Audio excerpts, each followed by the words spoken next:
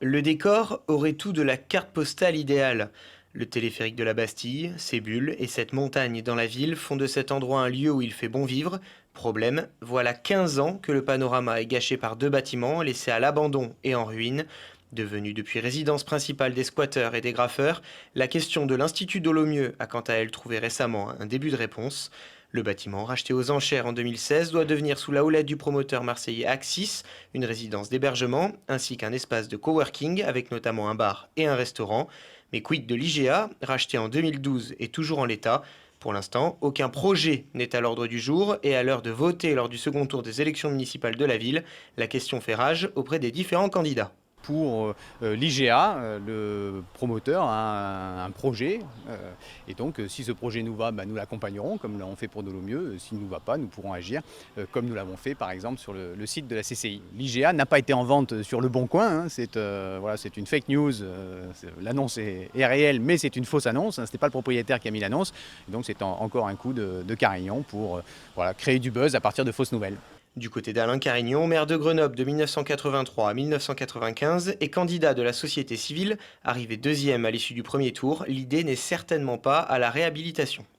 Je préempte immédiatement ce bâtiment, je le démolis et je fais gagner à Grenoble 2,3 hectares d'espace vert supplémentaires pour commencer la lutte contre la bétonisation de Grenoble et pour que Grenoble respire. Et la Bastille, c'est la montagne magique. C'est la montagne de la biodiversité qui doit appartenir à tous les Grenoblois.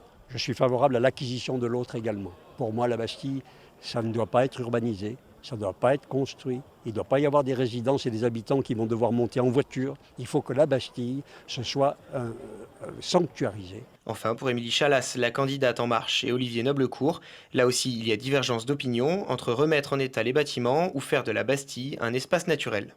On voit qu'aujourd'hui, on a une logique soit de vente à la découpe, soit une logique de coup par coup. Ce que propose Alain Carignan est ni plus ni moins que de la démagogie. Dire qu'il faut préempter et raser, c'est beaucoup plus compliqué que ça. Parce que quand on a le privilège dans une ville comme la nôtre d'avoir un lieu de nature aussi exceptionnel que le site de la Bastille, il faut sortir un petit peu de la vision grenobloise auto-centrée. Il faut aller prendre des idées ailleurs. Donc pour nous, c'est l'inverse un petit peu de ce qui est proposé par certains, c'est-à-dire on rase gratis et on croit que demain, en quelques mois ou en quelques années, on peut tout démolir. Sur les 2 bars, c'est-à-dire celle de l'IGA et la seconde un peu plus loin, les 2 bars tagués et abandonnés, de faire ici du logement, mais du logement haut de gamme. D'abord parce qu'on manque de logement haut de gamme à Grenoble, ça c'est le besoin.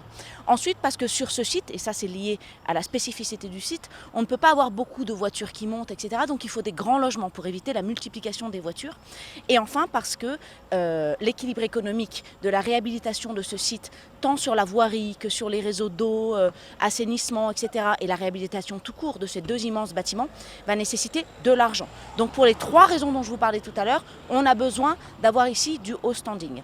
Quoi qu'il en soit, si la question de l'IGA ne se réglera pas dès la fin du 2e tour et l'élection du nouveau maire, ce dossier constituera à n'en pas douter l'un des points forts du prochain mandat à venir.